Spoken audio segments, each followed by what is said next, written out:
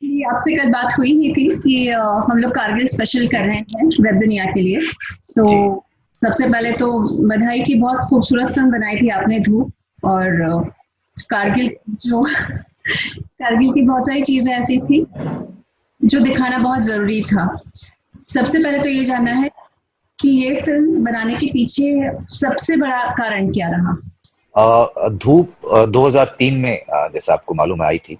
और उस वक्त मैं अपनी पहली फिल्म बनाने के बाद मुंबई आया था और दूसरी फिल्म की कहानी की तलाश में था। जहां से शुरुआत हुई वो एक इंटरव्यू था। बरखा दत्त उस समय एनडीटीवी में काम करती थी। और उन्होंने एक इंटरव्यू किया था अनुज नैयर जो कारगिल में शहीद हुए थे, उनके पिता एसके नैयर, जो दिल्ली यूनिवर्सिटी में इकोनॉमिक्स पढ़ाया करते थे, जो अब नहीं है। तो एक उनका एक 40 मिनट का इंटरव्यू था जो एनडीटीवी पर आया था। और अचानक जस्ट फ्लिपिंग चैनल्स और मैं वो इंटरव्यू शुरू हो चुका था, मैं वो देखने लगा। और आधे घंटे के लगभग मैंने वो इंटरव्यू देखा। उस इंटरव्यू में एस के नैयर ने अपनी जर्नी, जो अनुज नैयर के शहीद होने के बाद जो सरकारें करती हैं, जो पेट्रोल पंप शहीद के परिवार को अलॉट किया गया था, उस पेट्रोल पंप को पाने की जो लड़ाई थी, अ, उसके बारे में एक लंबी बातचीत थी। कि किस तरह से हमारे समाज में, हमारी सोसाइटी में भ्रष्टाचार किस लेवल तक आ गया है। और वो एक बुजुर्ग माँ बाप जिन्होंने अपना इकलौता बेटा खो दिया था, उनकी लड़ाई की कहानी थी। अ, मैंने वो इंटरव्यू देखा। और इंटरव्यू जब वो इंटरव्यू खत्म हुआ तो उस वक्त शायद इमीडिएटली मैंने नहीं सोचा कि मैं इस पर एक फिल्म बनाऊंगा। लेकिन उनकी वो जो कहानी थी, उनकी वो जो लड़ाई थी, जिस तरह से समाज ने एक शहीद के माता पिता को ट्रीट किया था, तो उसने मुझे परेशान किया बहुत दिनों तक। और फिर मुझे लगा कि शायद इसमें एक ऐसी कहानी है जो लोगों तक पहुंचनी चाहिए। और उसके बाद में जाके एस के नैयर से मिला और फिल्म की शुरुआत हुई। जी। That's beautiful. पूरी फिल्म में इनफैक्ट मतलब जिस तरीके से दिखाया गया था, महकमा दिखाया गया, फिर एक ऑफिसर, मुझे अभी भी वो सीन याद है जब एंड में वो दरवाजा खोल के खुद अंदर जाने के लिए दरवाजा खोलते हैं। एक एक ऑफिसर है जो हाथ पकड़ते हैं कि मत जाओ इस द्वार के अंदर। जी। uh, ji. Ji. lots of pain is there, so as a director आपको सच में पेन होता है या कंट्रोल करना पड़ता है ऐसी सिचुएशन में ताकि आपके इमोशन उस फिल्म में मिक्स ना हो जाए? जब आप मुझे लगता है ना, जब आप इस तरह की कहानी कहने की कोशिश करते हैं, प्रयास करते हैं, जैसे हम लोग फिल्में बनाते हैं जिनमें प्योर फिक्शन भी होता है, जो कहानियां हम लोग गढ़ते हैं। लेकिन जीवन में जो घटता है, मुझे लगता है कि उससे बड़ा, जो हम लोग हमेशा कहते हैं कि जो रियलिटी है, उससे बड़ा हम लोग क्रिएट नहीं कर सकते हैं कभी भी। कि जैसे धूप में बहुत सारे सीन्स है, बहुत सारी घटनाएं ऐसी थी जो लोगों ने मुझे कहा कि नहीं, ऐसा कैसे हो सकता है। जबकि शायद मैंने उन्हें थोड़ा और मेलो डाउन करके ही दिखाया था। जो घटा सतीश नैयर, उनकी जो पत्नी मीना सतीश नैयर हैं, उनके साथ। और लगभग जितने भी किरदार धूप में हैं, ऑलमोस्ट सारे किरदार जो हैं वो रियल लाइफ कैरेक्टर्स हैं। क्योंकि जब आप किसी जीवित व्यक्ति की लड़ाई पर, उनके उनकी जर्नी पर एक फिल्म बनाते हैं, तो एज ए फिल्म मेकर आपकी एक जिम्मेदारी हो जाती है कि आप ईमानदारी बरतें हैं उसमें। क्योंकि अब एक फिल्म कह रहे हैं तो ऑफ कोर्स एक फिल्म अपना एक मीडियम है, उसका अपना एक ग्रामर है, तो उसमें कुछ क्रिएटिव लिबर्टीज तो आप ले लेते हैं। होना पड़ता लेकिन जो जो उनकी लड़ाई है, उसको आपको ईमानदारी से ट्रांसलेट करना पड़ता है पर्दे पर। जो मैंने धूप में कोशिश की। जिस कैरेक्टर की आप बात कर रही हैं, जिस सीन की आप बात कर रहे हैं, जो मुरली शर्मा ने जो कैरेक्टर प्ले किया था, जो एक आर्मी के जी। ऑफिसर्स थे, तो वो जी। रियल लाइफ कैरेक्टर हैं। और जिनमें ये बदलाव आया उनकी लड़ाई देख करके, जो अंत में जिस सीन की आप बात कर रही हैं।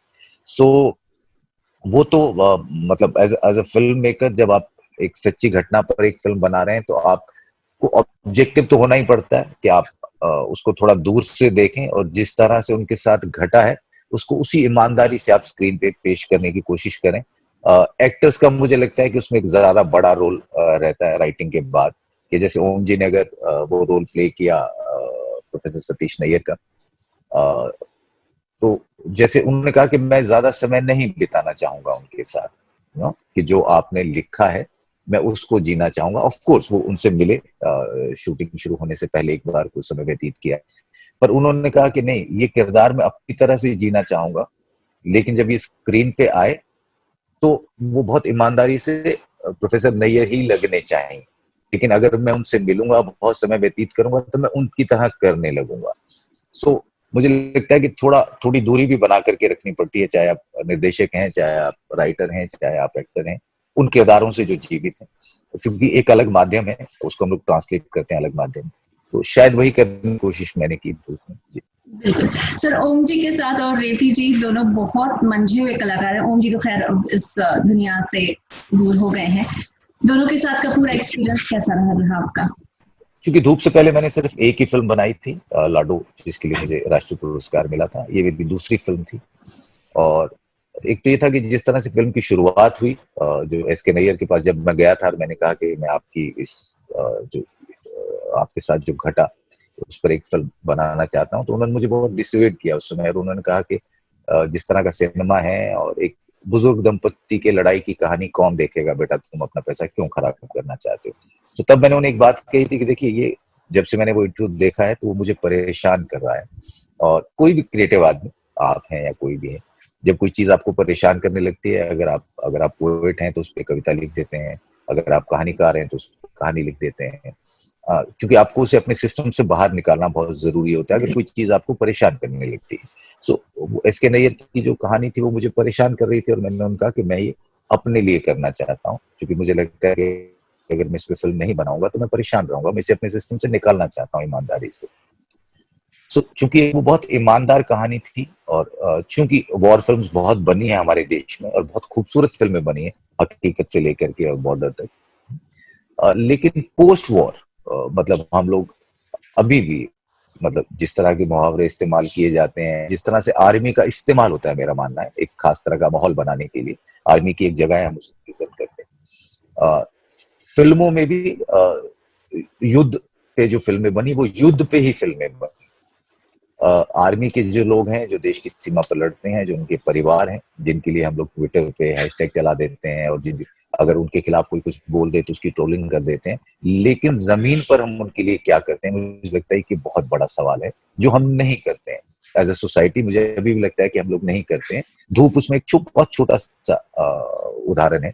सो मुझे लगा कि इसलिए भी बहुत इंपॉर्टेंट है इस कहानी को कहना, कि जब एक परिवार अपने एक बच्चे को देश के लिए शहीद कर देता है, तो देश उसके लिए क्या करता है,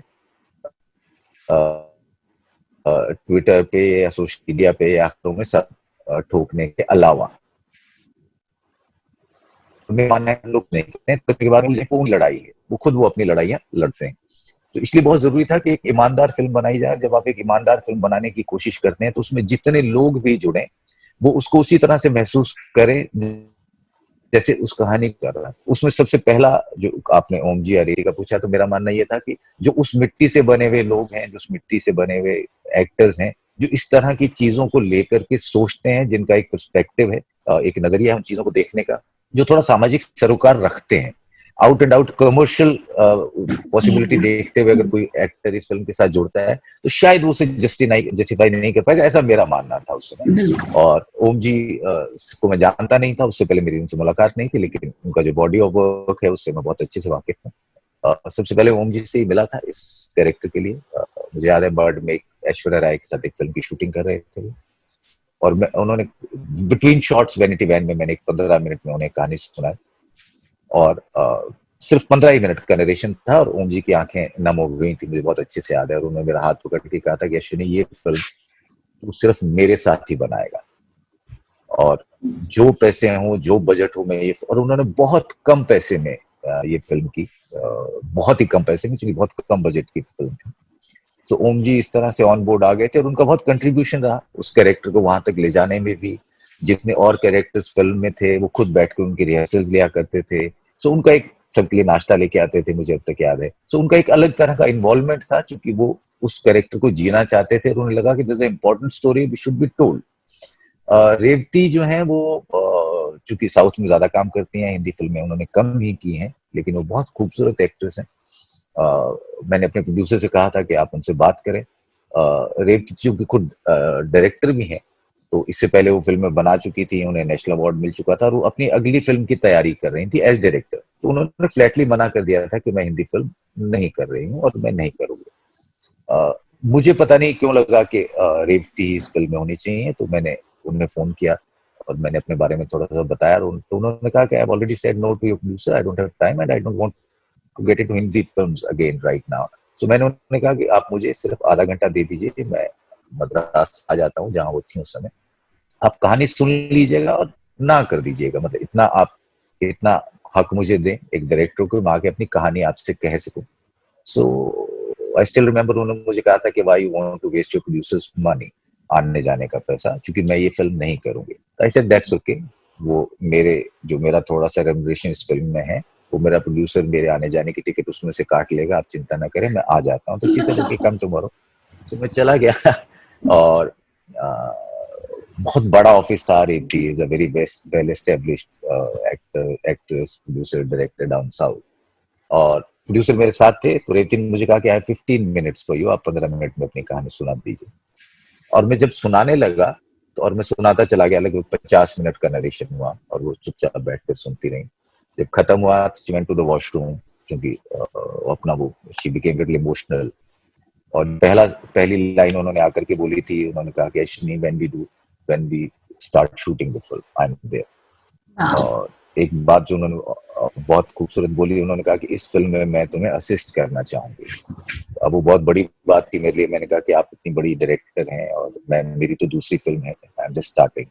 तो शी सेड कि नहीं, I want to be on the sets all the time, कि जब मेरे सीन्स नहीं हैं या जिन दिनों में मैं शूट नहीं कर रही हूँ, तब भी मैं इस फिल्म में सेट पे रहना चाहूंगी, इसलिए मैं असिस्ट करना चाहती हूँ।